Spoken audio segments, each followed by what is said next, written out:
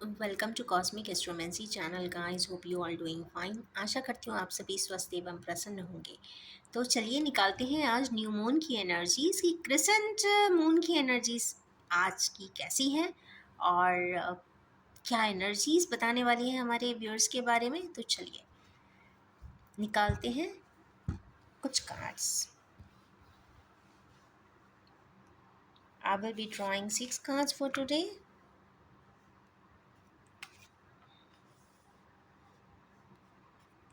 2, 3, 4, 5 and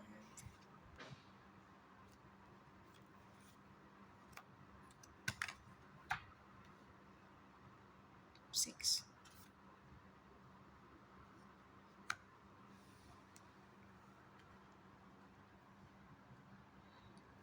first card आया है 3 of swords का। तो कहीं न कहीं मैं ये ज़रूर बताना चाहूँगी कि ओपनिंग न्यू मून की एनर्जीज़ की जो हुई है वो 3 ऑफ सोर्ड्स से हुई है। तो हमारी किन्हीं व्यूअर्स को किसी प्रकार से कोई कॉम्प्लेक्स सिचुएशन ज़रूर आती हुई दिखाई दे रही है। स्पेशली जो न्यू मून की जो एनर्जीज़ हैं बेसिकली जो इम्पैक्ट डाल रही हैं वो एरीज़ और उससे रिलेटेड कार्डिनल साइंस के लिए डाल रही हैं, कैंसर, कैप्रिकॉर्न एंड लिब्रा। तो कुछ एनर्जीज़ इस प्रकार की हैं, कहीं न कहीं कॉम्प्लेक्सिसिटीज़ हैं, कहीं न कहीं दुःख है, कहीं न कहीं कोई इस तरीके की सिनेरियोज़ हैं जिसमें कि हमारे किन्हीं व्यूअर्स बहुत ज़्यादा तकलीफ़ में, पेन में दिखाई देते हैं। नेक्स्ट जो एनर्जीज़ आई हैं न्यू मून की वो है 5 ऑफ वांड्स। तो 5 ऑफ वांड्स अगेन कहीं न कहीं कुछ कॉम्प्लेक्सिटीज़ अगेन दिखाई दे रहा है, कहीं न कहीं वॉर लाइक सिचुएशन दिखाई दे रही है, कहीं न कहीं कॉन्फ्लिक्ट दिखाई दे रही है। Conflict with in the family, familial conflicts हैं तो कहीं न कहीं फैमिली के ही डिस्टर्बेंसेस कुछ हैं जिसको रेजोनेट जो हो रहे हैं उनको नॉट एग्जैक्टली रेजोनेटिंग बट उसको कहीं ना कहीं न्यूट्रलाइज करने की ज़रूरत इस वक्त ज़रूर है। और जो कॉन्फ्लिक्ट है उस पे अगर आप रैशनली अपनी बात और रेडिकली अगर अपनी बात को पुट अप करते हैं तो फिर कहीं ना कहीं सॉल्यूशंस जल्दी निकलते हुए दिखाई देंगे, क्योंकि एरीज में जो भी होगा वो काफ़ी रेडिकल एंड प्रैक्टिकल इम्प्लीमेंटेशन होता है। क्योंकि उसके जस्ट बाद की कार्ड आई है मैजिशियन की। तो कहीं ना कहीं मैजिशियन की एनर्जीज यहाँ पे ये ज़रूर बता रही हैं कि कुछ ना कुछ मैजिकली बहुत सारी चीज़ें चेंज होने वाली हैं, बहुत सारी चीज़ें क्लैरिटी में आने वाली है, जिससे कि हमारे किन्हीं व्यूअर्स को किसी भी प्रकार से एक द्वंद्व था, डाउट था, कन्फ्यूजन था, वो सारा ही रेक्टिफाई और क्लियर होता हुआ दिखाई दे रहा है। कुछ ना कुछ ऐसा मैजिकल इनपुट्स होंगे या फिर कुछ ऐसा थॉट प्रोसेस चेंज हो जाएगा अचानक से, या फिर अचानक से बहुत नेगेटिव शेडेड सिचुएशंस में भी एक स्पार्क ऑफ पॉजिटिविटी दिखाई देगी, उसका ब्लेंडेड आंसर आपको मिल जाएंगे, या फिर पॉजिटिव एंडेड कुछ फ्रंट्स उसी ही सिनारियो में समझ में आ जाएंगे और उसी नेगेटिव शेड को कहीं ना कहीं पॉजिटिविटी में भी कन्वर्ट करते हुए हमारे किन्हीं व्यूअर्स दिखाई दे रहे हैं। उसके बाद है लवर्स का कार्ड। तो लवर्स का कार्ड आ जाने से कंफर्म ये हो जाता है कि कहीं ना कहीं डिवाइन यूनियन भी यहाँ पे दिखाई देती है और डिवाइन लव भी हमारे किन्हीं व्यूअर्स के बीच में दिखाई देता है। नेक्स्ट कार्ड था स्टार का। तो I have hidden it because of some channel protocols, sorry community protocols. और जब स्टारी एनर्जीज आती हैं तो हमारे किन्हीं व्यूअर्स किसी तरीके से स्टार की तरह स्पार्कल ज़रूर होने वाले हैं, रेडिएट ज़रूर होने वाले हैं और ट्विंकल ज़रूर होने वाले हैं। तो कहीं ना कहीं कुछ रेडिएटिंग एनर्जीज हैं, कुछ ना कुछ ऐसा ज़रूर करने वाले हैं जिससे कि काफ़ी रेडिएट अपने एरिया में सराउंड में ज़रूर हो जाएंगे। उसके बाद है नाइट ऑफ सोर्ड्स का। तो कहीं ना कहीं जब नाइट ऑफ सोर्ड्स आते हैं तो कहीं ना कहीं ये ज़रूर दिखा रहा है कि फास्ट एक्शन है, रैपिड मूवमेंट है और हाथ में सोर्ड है, काफ़ी स्ट्रांगली पकड़े हुए हैं। तो अपनी जो पॉइंट ऑफ व्यू है उसके लिए ही इज़ वेरी स्ट्रांग और आगे की तरफ बढ़ते भी दिखाई दे रहे हैं। अब निकालेंगे कुछ क्लैरिटी कार्ड्स। आज चूँकि न्यू मून है तो मैं इसको मूनोलॉजी डेक से ही कुछ कार्ड्स निकालती हूँ। क्लैरिफाई करने के लिए मैं निकालूंगी 5 cards. One. Full moon in Aries, चले यही आ गया है, बट फुल मून मतलब 15 डेज बाद कुछ इम्पैक्ट ज़रूर होने वाला है। Full moon in Capricorn, wow. 3 4, देखो 2 निकले हुए हैं, तो I will be taking both the cards. मेरे 6 का काउंट आ ही गया आफ्टर ऑल। न्यू मून है, पर यहाँ एनर्जीज यहाँ पे रिफ्लेक्ट फुल मून की भी बता रही हैं, वो भी एरीज में। A fiery climax is approaching, means Aries की एनर्जी है, न्यू मून है। हमारे किन्हीं व्यूअर्स की बहुत सारे पॉइंट्स ऐसे, सिचुएशंस लाइफ में ऐसे ज़रूर अचानक से ट्रिगर होने वाले हैं जिसको रिजॉल्व करने की बहुत ज़्यादा इमीडिएटली ज़रूरत है।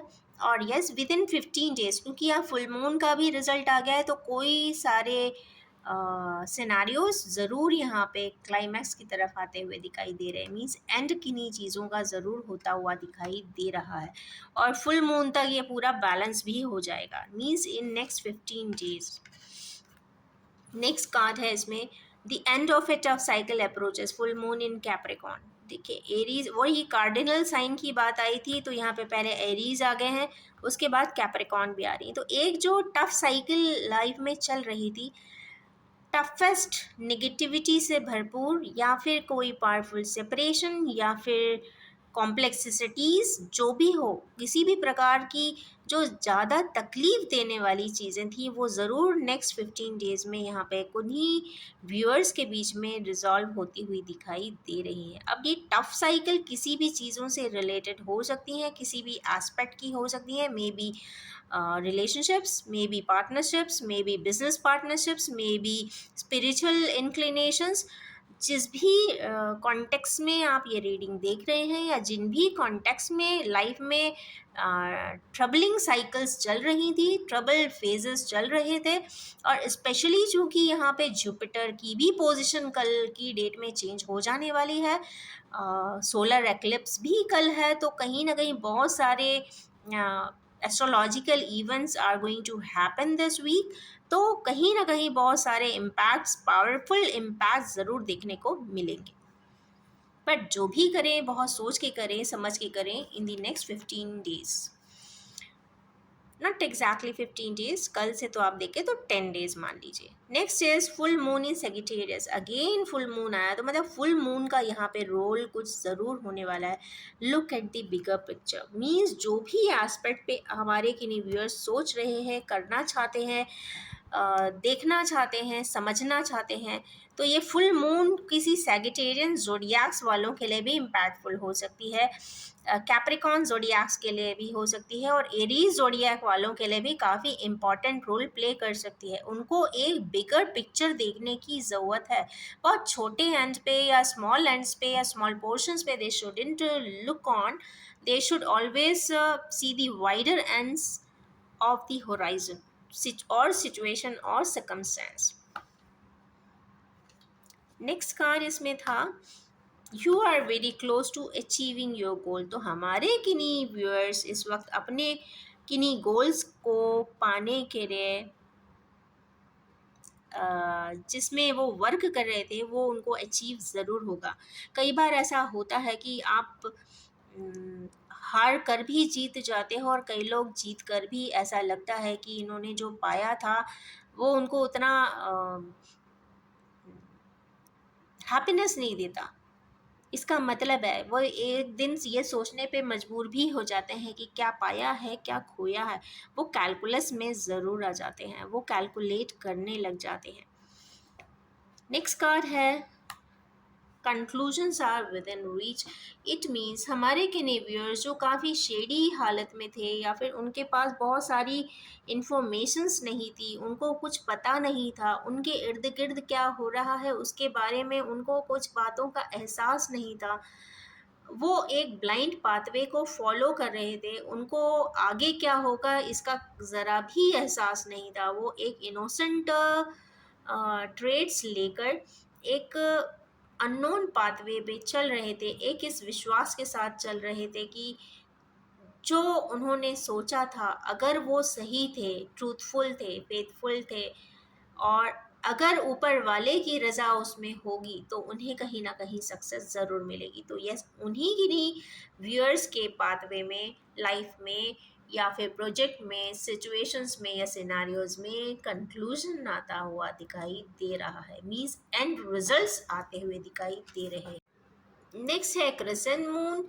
अगेन वैक्सिंग मून की यहाँ पे बात हो रही है कि एनर्जी इज गेनिंग मोमेंटम। कुछ ना कुछ ऐसा ज़रूर हो रहा है कि आगे की तरफ रास्ता दिख रहा है, क्योंकि यहाँ पे 3 birds are flying one by one after another.